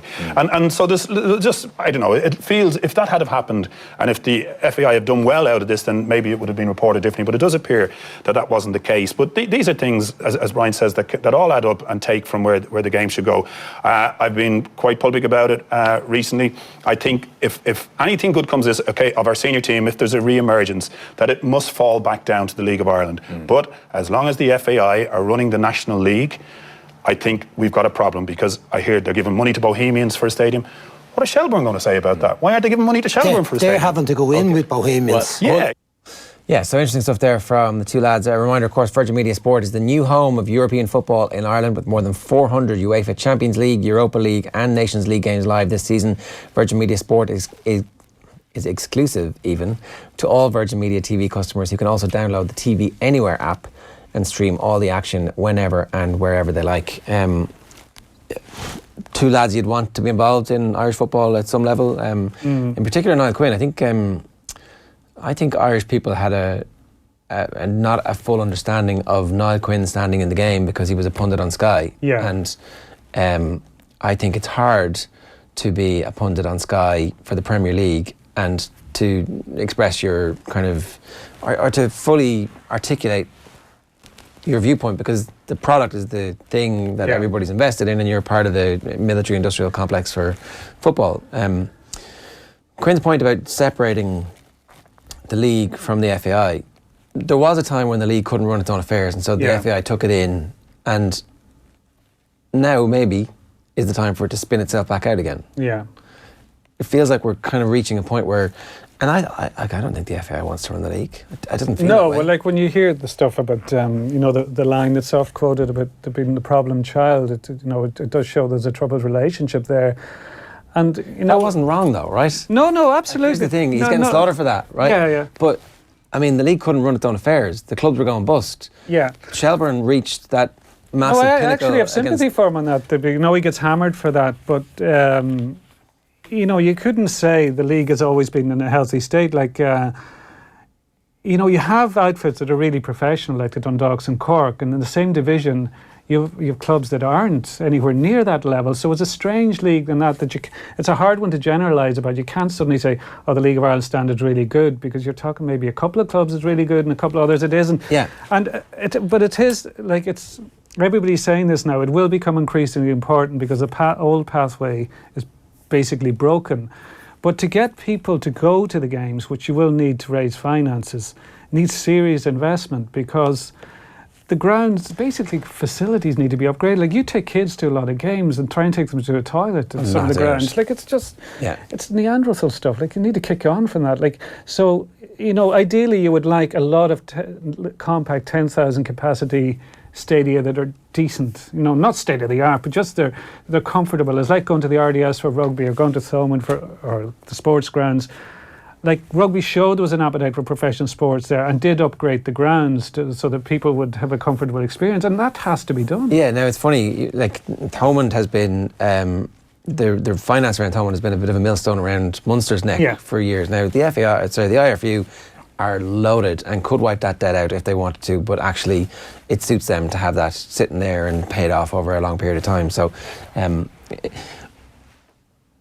I wonder if a breakaway, like with, you know, properly organised breakaway from the FAI league would work if you had somebody like Quinn heading it up and saying, okay, we do need, so that Inchicore project that came up that didn't come to fruition, where there was a stadium and a shopping centre all being built together. Like if you had that and you had Dalymount, and Dalymount is shared between Bowes and Shelburne, and Dalymount gets redeveloped, then suddenly you've got enough grounds for there to be people playing matches in good stadiums in proximity, easy to get to on the public transport.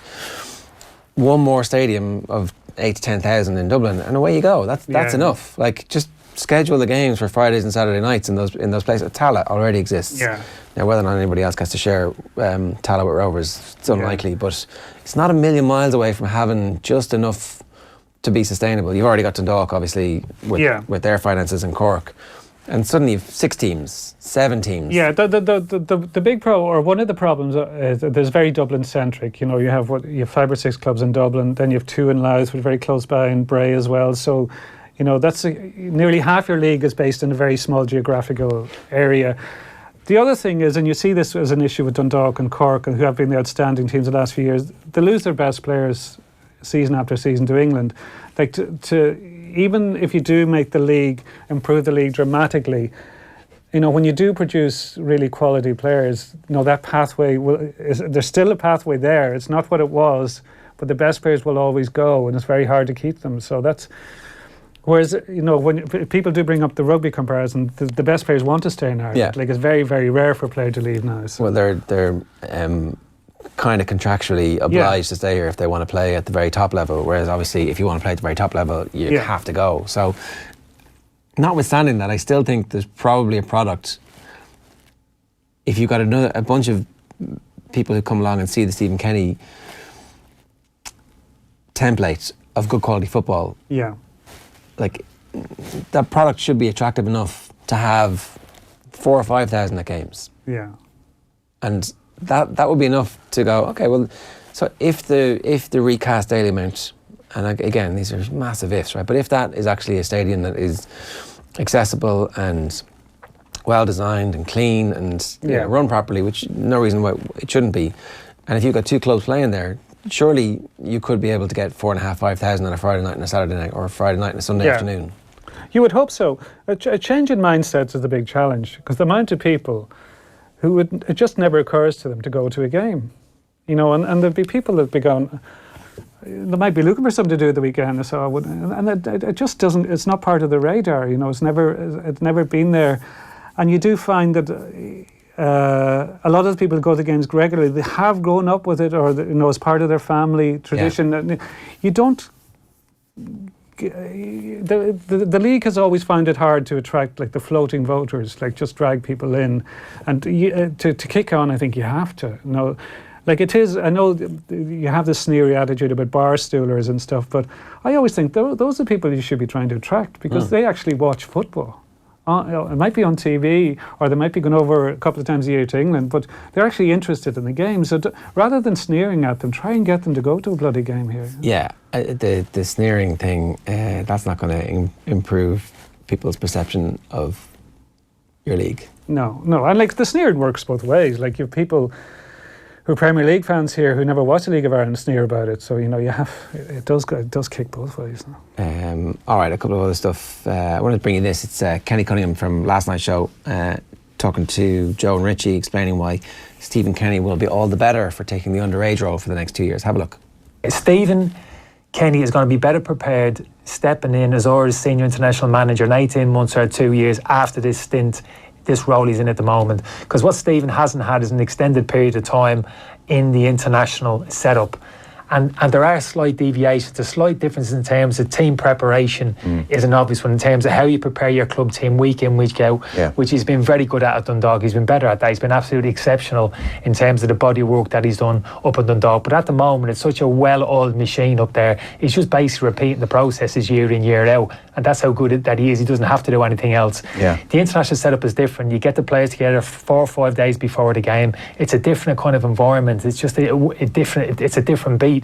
What are you going to prioritise in terms of your work during that week from a tactical point of view, the physical condition? He has said he's going to use some of the time to go and visit other national coaches. But that's what I'm saying, he'll have the time to do that. No, I appreciate that. This is the advantage of this particular role. He'll have the hands-on experience of working with the under 21s at a good level, and he'll experience the exact same things that I'm talking about in terms of getting the players together in a tense period of time, working with the players, what to prioritise, the intensity of the sessions, even in terms of your downtime. Yeah, okay. Joe.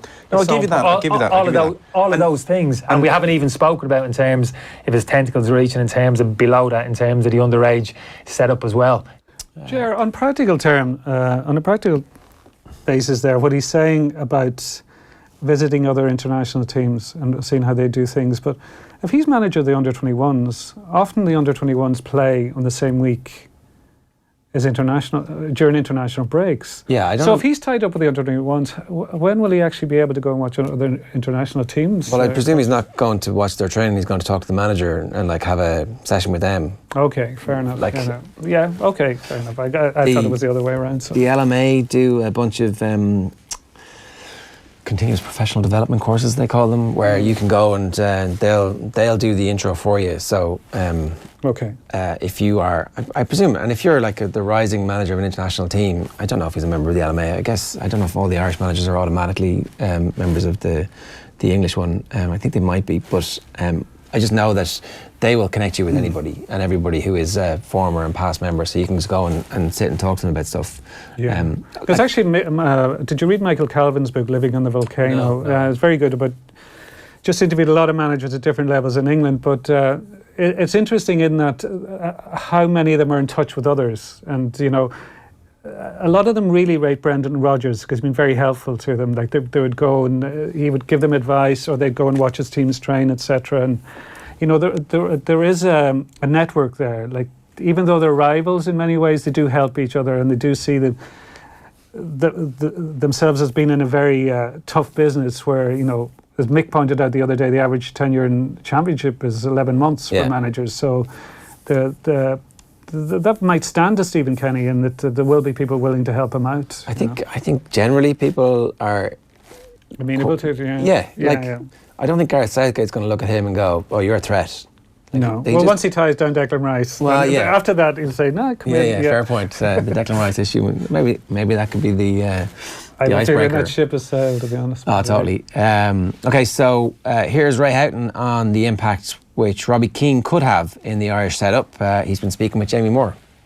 Robbie, we demand the ball, whereas the young new players coming like O'Brien and kids like that who have not got a major influence over the team at the moment, so they're happy to be here. They just feel like they're part of the squad at the moment. They're learning what the international football's all about, so they're not going to demand from others where the ball should go, whereas Robbie Keane would. So if the midfielders weren't playing the ball for Robbie, you'd be telling Jeff Hendrick and he'd be telling, Callum O'Dowd and the others in the team, hey, you've got to get on the ball more. I'm not just running around up here for nothing. I need you to get on the ball for me to score goals. So that's where the experience comes in. That's where Robbie would be different to the current forwards that we've got. They've not got that experience yet. They're still learning. They're still gaining that experience.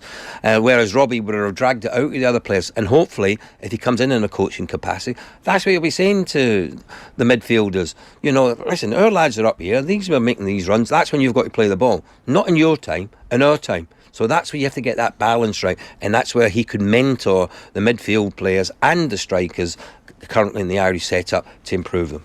Do you feel he would be a good appointment on the coaching staff? Because there has been mixed reaction to the news that he may be a coach, the fact that he's never coached anybody and he's going in for his first coaching job with the senior Ireland team. Well, this is one of the things I don't get. You've got someone of vast experience who knows the game, and people are questioning him. And it comes down to the lack of experience as a coach. And I accept that and I understand that. But for strikers, you want to learn from the best, don't you? Because they'll probably pass on the best information, key areas that you can go into. So from that point of view, it could be a major success. In football, you never know. It's a gamble. Whenever you pick a manager, whenever you pick a coach, it's always a gamble because you don't know how they're going to turn out. But let's give him a little time to get into it, to get involved in it, and let's see what his approach is. It's Ray Houghton asking for a bit of time for Robbie Keane. A reminder, OTB AM is live at Screwfix.ie, championing the trade with a choice of over 20,000 quality trade products. Darren is here, fresh from his starring performance last night on the telly, explaining the remarkable recovery, the Lazarus-like recovery. There you are, live from your gaff. Yeah. What's the light? That is, my girlfriend used Okay. that for fashion videos. So I thought I'd borrow it because it was very late. It was past my bedtime. I couldn't get out to Ballymount, so Stick a bit of makeup on? No, believe it or not, that's my normal, natural complexion. What are the pictures on the wall? I can't see. They came with the apartment. Okay, fair enough.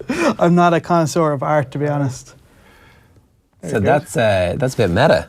A picture of you on the TV in the background, on the internet now. And I have a picture of us looking at that picture and analysing This is just an endless loop. It's like I've been caught out though because I've worn the same shirt, haven't I? I didn't even notice. I thought I'd out myself before someone else did. We will get to the Ballybrack situation. Come on, it's the lead story, right? It's the lead story on the front pages of a load of papers. Of course it is. It's the second best story of the year after Fartgate at the darts. Oh, I don't know. Faking the player's death is... It's up there. Probably it surpassed it. Like Fartgate could be an accident. You might have just let one slip by accident. Yeah. This was very deliberate. Let's just say he died, get the game called off and see where we go. We will bring you that and a quote from David Moran of the Leinster Senior League in just a moment. But we're going to start by hearing from Jose Mourinho. Jerry, you've spoken about the fact that he has somehow managed to come out gloating after they just about scraped past Young Boys last night. A 91st minute winner from Marouane Fellaini saw them book their place in the last 16 of the Champions League. Mourinho's celebrations will garner as much attention as the poor performance and probably take some of the attention off the poor performance. He defended both the performance and that exuberant celebration in the aftermath of the game. I can imagine that some of them, they broke televisions because I think everyone is frustrated when you see the team starting the way we did. Great intensity, great desire, great motivation, the players giving everything, and I think it's a big frustration that we believe that a draw would be the final result. So when we score, I think I had the reaction of an explosion, and I believe that many people at home they react in many different ways, but for sure with an explosion of relief because we didn't play for a 0-0, not at all. This result of 0-0 would be a fake result and a too hard punishment for the boys. Fake result, fake news. He's channeling his inner Trump. Who knew? Like, what is even a fake result? I've never heard anyone say that. I think that if that catches on, that will be as bad as finishers instead of subs. It won't catch on. I hope not. Man City secured their place in the last 16 by twice coming from behind to draw 2-2 away to Lyon. Elsewhere in Group F, Shakhtar Donetsk 3-2 winners away to Hoffenheim. Ajax have qualified for the knockout phase for the first time in 13 years, courtesy of a 2-0 win away to 10-man AEK Athens. Mad scenes there with riots. We were at the Ajax Benfica game when we were over at the Web Summit, and the Ajax fans were ripping up the seats and throwing them down, and the Portuguese police had to wade in. But the Ajax fans have an edge to them. Right. I will say that. They took the city over the night before, and there was a minor scuffle in the pub that we were in caused by them. Then we went into another pub and it was like, They caused another minor scuffle. Well, it was like, okay, we're just gonna leave now. I don't know. It's interesting, I didn't know that. Now, I've been to the Amsterdam Arena a couple of times, but it was Ireland games. I've never been to an Ajax game. I didn't know that edge was still I didn't know it was either.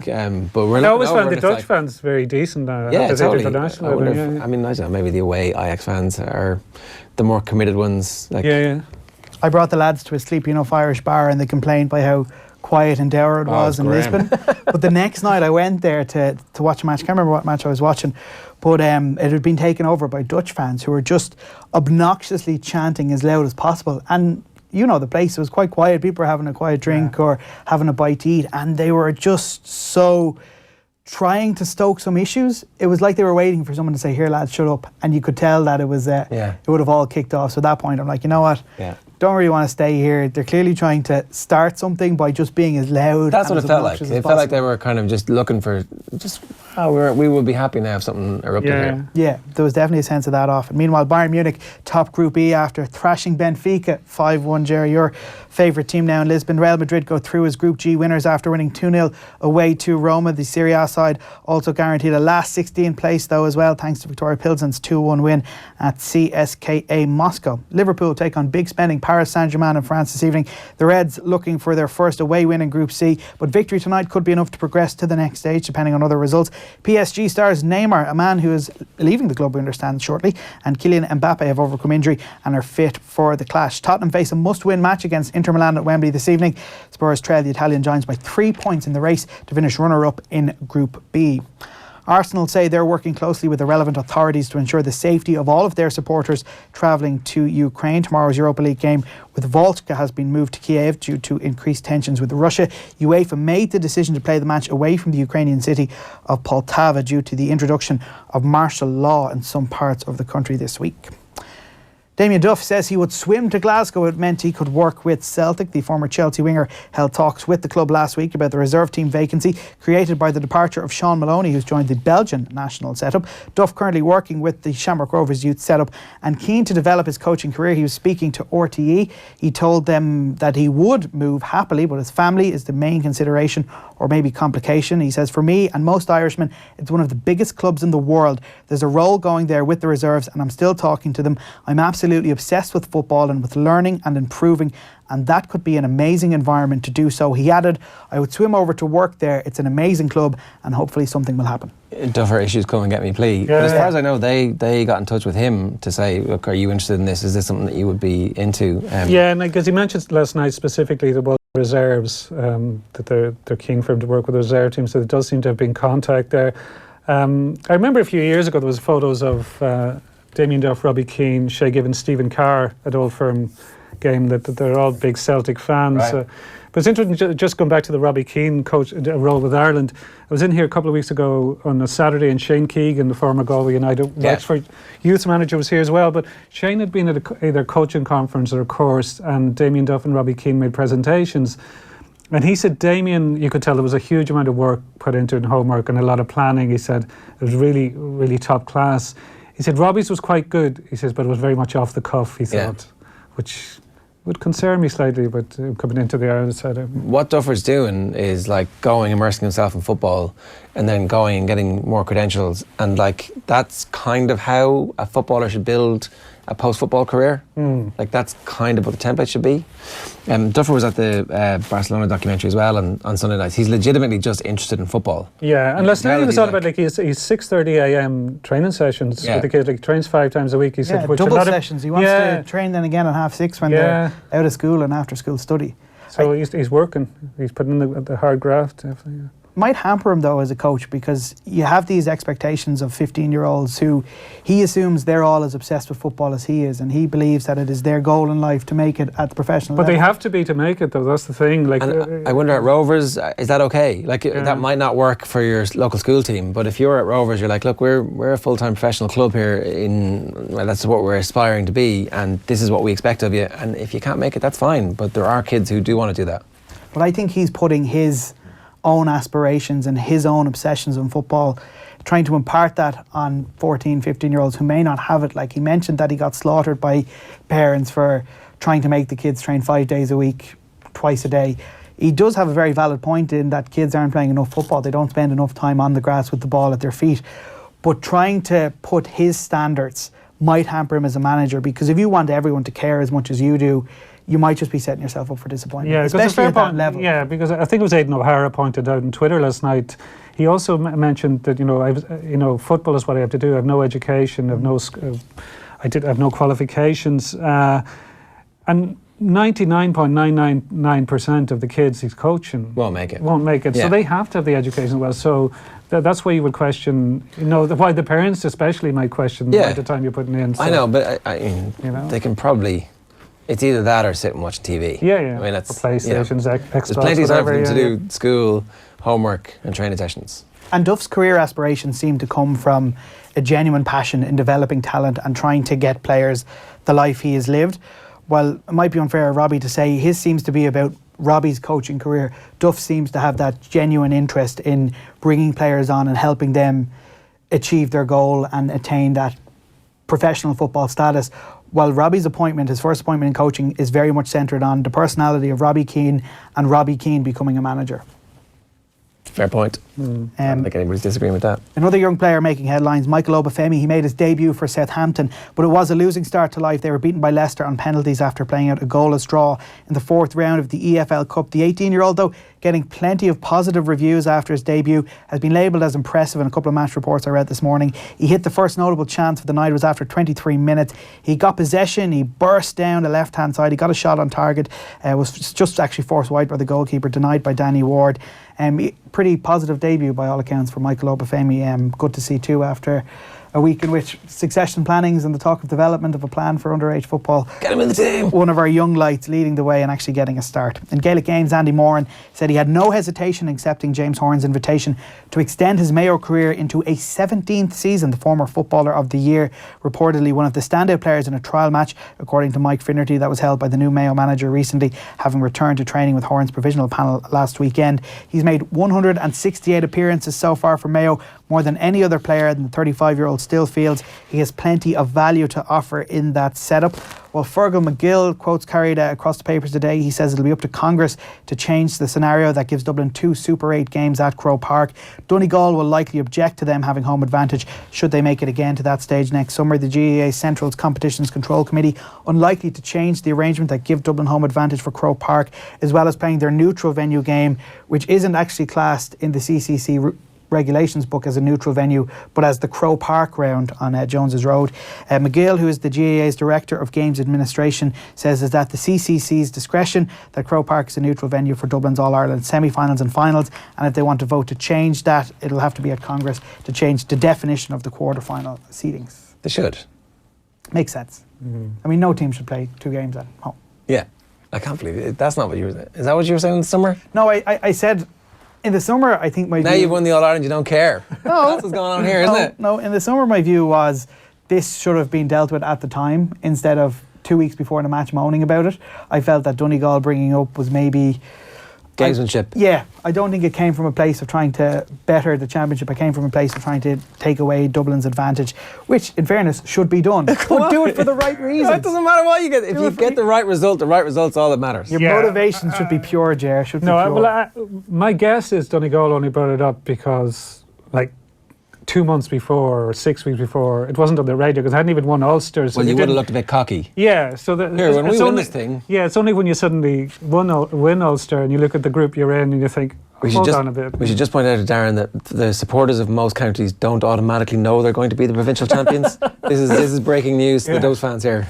Yeah, because I said if Dublin make the Super 8s next season, you notice. So I was about to say to you, sure, they're going to get the semi-final and final in Croke Park because we know already they'll be there. So that's the assumption with Dublin these days, isn't it? No, I probably will climb down from what I said last summer, and Dublin shouldn't have 2 games. I never said they should. I just said it was maybe the wrong time to try and change it. It should have been brought up at the time. Before we get to the biggest story in the history of amateur football in the world, I want to remind you that we're broadcasting live from Kildare Village next Monday, the 3rd of December, to celebrate their men's offering in the village this Christmas. We're going to be live across all our social channels this Monday from 7:45 from the Under Armour store. That broadcast is brought to you in association with Kildare Village, where there's something extraordinary every day. Now, Darren. Perfect line, Ger. Extraordinary every day. It's going to be an extraordinary couple of days at Ballybrack because the Leinster Senior League side have made headlines all around the world. It's a storyline straight out of Dream Team. It has emerged that the Dublin club lied about the death of one of their players to get a match postponed last week. Fernando Nuno Lafuente reportedly died after falling off his bike last Thursday on the way home from training. In Dublin? In Dublin. Oh, right. Yeah, so he passed away in Dublin. In the car, I thought it was a car accident. Well, it was a bike accident. It was a traffic accident. Okay. Described as a bike accident by the secretary of the Leinster Senior League in one of the papers today, the Star, I believe. But now in a statement released by the Leinster Senior League... Actually, did he even fall off his bike? Was there even like a, a broken arm, broken leg? This is all completely made up. There's absolutely no... Does he exist? He does exist. He is a real person. One of the papers tracked him down. I see photographs in the papers, but that doesn't mean he's real, right? No, but they talked to him. He lives in Galway. Okay. Yeah, and he says, I have to ring my wife to tell her I'm not dead. The worst thing is there's very little the Leinster Senior League can do, apparently, because, I mean, aside from saying that they brought the game into disrepute, it's hard to say what rule they've broken, and they haven't defamed the man because it's not defamatory to die. So it's a very, very strange situation. In a statement released, they say he's in good health. He has accepted the club's apology, first and foremost. They issued a statement last night. The club called it a gross error of judgment of one individual who has since been relieved of all duties at the club. Oh, so basically they're blaming one individual. Because I was wondering about that, because I was trying to imagine the conversation, how you would plan this, with a couple of people. So it was one guy that just made this call. It's a apparent solo run. Right. Was there a minute silence? There was a minute silence. Yeah. Black armbands. A number of clubs. We had the tweets up on the screen. Yeah, he was always scheduled apparently to... No, but he lives in Galway. He lives in Ireland, though. His wife lives in Spain, so the mail tracked him down in Galway, and he says, I have to ring my wife to tell her I'm not dead. And he seems quite annoyed. But hang on, so he plays for Ballybrack, right? Ballybrack. Ballybrack. Plays for Ballybrack, right? And plays a bunch of games for them. And then moves to Galway? Yeah.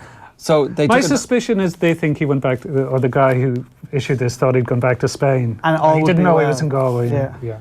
And did they need him back? Obviously, he wasn't going to come back. Why did they need the game postponed? It's unclear why they needed the game postponed. I think the clubs are always looking for games postponed. Like they might have a player injured, a key player, and they're always looking for stupid reasons. There might be a lad at a wedding or a stag, and they're not suitable excuses to get games called off. So a death will never be questioned, or so they thought. One of our teammates is dead, lads. Yeah, but it was questioned. It is an absolutely bizarre scenario. David Moran is the chairman of the Leinster Senior Football League. He was on News Talk Breakfast this morning talking about the situation. He's unsure of how Ballybrack will be punished because it's hard to see what rule they've broken. We contacted various agencies and we were told there was no road traffic accidents. They just unravelled very quickly after that. It's very extreme. I have to say, Ballybrack have issued a statement last night saying that the individual concerned has been stood down from the club. We're going to meet them tomorrow night. We'll go through it with them.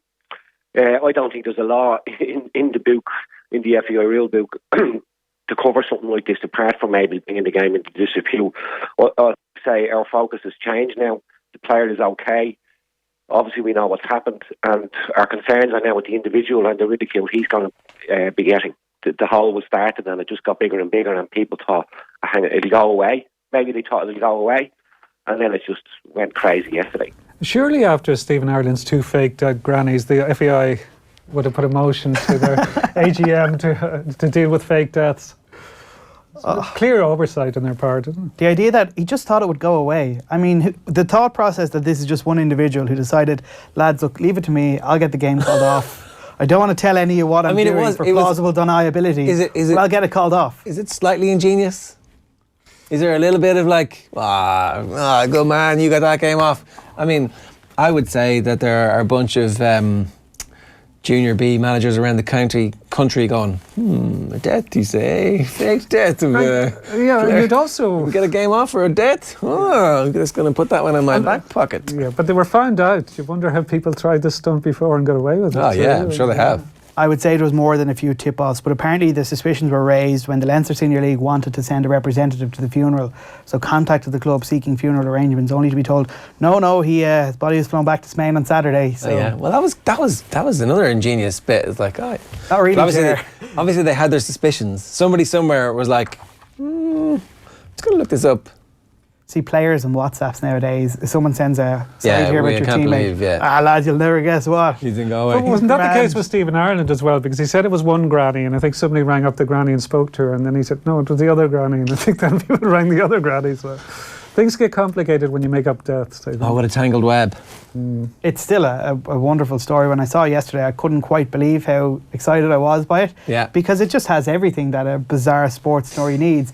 A ridiculous lie, an embarrassing climb down, and the wonderful phrasing in the statement from Ballybrack yesterday was, we've made a grave error of judgment.